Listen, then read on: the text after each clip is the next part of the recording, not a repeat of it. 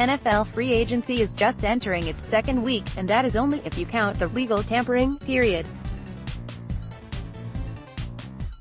Already, we are being bombarded with grades of how teams have done, which frankly seem to be more about how big the names are than anything else. Some of the deals have been good, others have been real head-scratchers.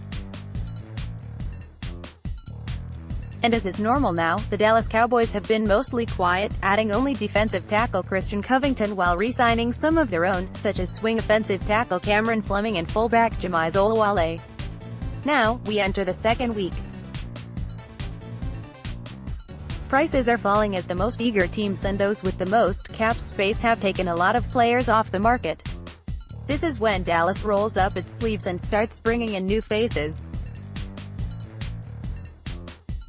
While there are certainly criticisms of how the Cowboys go about their business in free agency, they have been very consistent since the unsatisfactory big deal with Brandon Carr in 2012. Although they made a run at Sammy Watkins last year, they have not committed first-week money to anyone in 6 years now. Instead, their often criticized desire to bargain shop has them wait to see who is around after the first wave of signings, and then bring in some players at lower prices. This year, the Cowboys have few big needs, with most of the starting jobs pretty well locked up by returning players. The one big question left is getting a new contract done with DeMarcus Lawrence, which the team would consider their big free agency accomplishment. The recent signing of Edge D4 to a 5-year, $87.5 million contract, after he was franchise tagged and then traded to the San Francisco 49ers, may help move things along, serving as a kind of floor for the edge market. They may not be desperate to fill a starting job, but there are certainly some gaps in the roster to handle. Here is a rundown of the positions, in rough order of priority, and what is still out there to fill them. Safety. Everyone is disappointed that they didn't get you-know-who, but that was always a long shot. The Cowboys do not get into bidding wars in free agency, whether you like it or not, so going with the leftovers was always the most likely. Fortunately, there were a ton of safeties hitting the market this year, and even after all the big deals handed out, talent is still out there to be found. The top 5 left, all rankings here are taken from RotoWorld, agent parenthesis, Eric Berry, 30, Trey Boston, 26, Glover Quinn, 33, George Iloka, 29, Jaleel Adai, 29. Although the Cowboys were reportedly not interested in him in the past, Boston would look like the best one here, especially given his age. Berry is coming off some real injury issues which may take him out of consideration for Dallas, and he may also get the last big offer given his reputation. Another name to watch, Clayton Geathers, 26. You've seen as a real advantage in Dallas.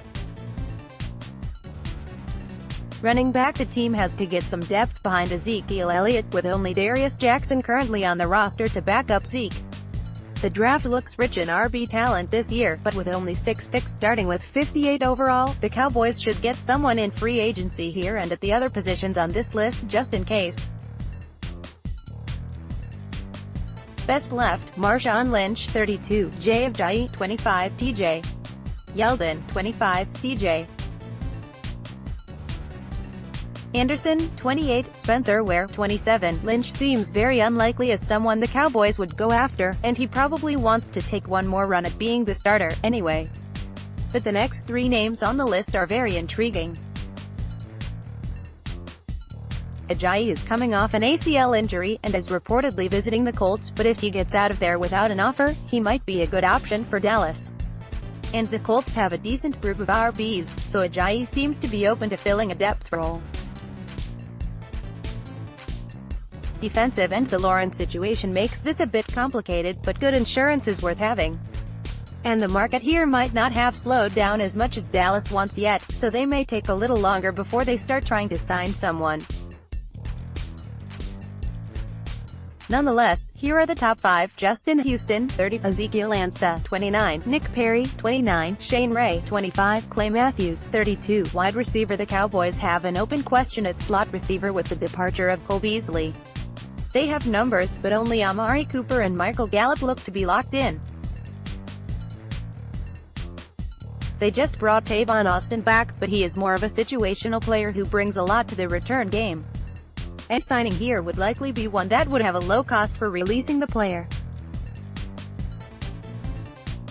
Best left: Jordy Nelson, 33, Randall Cobb, 28, Michael Crabtree, 31, Dontrell Inman, 30, Chris Hogan, 30. Not exactly a youthful bunch. The two former Packers might be interesting if they are willing to play for cheap.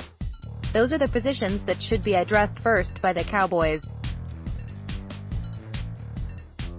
The rest are more luxury areas, at least to us outsiders, but the team may have other ideas. Defensive tackle: the Covington signing likely, but not certainly, means Dallas will not be looking to add another before the draft. Still, the position remains a bit thin, and they could have someone they really like out there. Here are the top remaining ones. Ndamukong Suh, 32, Darius Philon, 25, Timmy Jernigan, 26, Corey Liuget, 29, Mohammed Wilkerson, 29. Suh really doesn't seem a viable option, and will probably still get a deal the Cowboys wouldn't touch anyway. This may be another area where some larger contracts can still come out, but DT is an underpaid position in the league, so patience might net them someone worth grabbing. That leaves the offensive line, tight end, linebacker, cornerback, and quarterback, and given the players already on the roster, none of them seem really likely to be addressed in free agency. And specialists, like a kicker to compete with Brett Maher, will almost certainly come via the UDFA route, or be signed well after the draft. That doesn't mean there is zero chance of adding someone in those positions if the right name is available at a great price, just that the team has other issues to address first. Things will be picking up this week. There won't be major splash signings, because that isn't the way Dallas does it now. But talent will be added, and the idea is to upgrade. Stay tuned for the latest developments.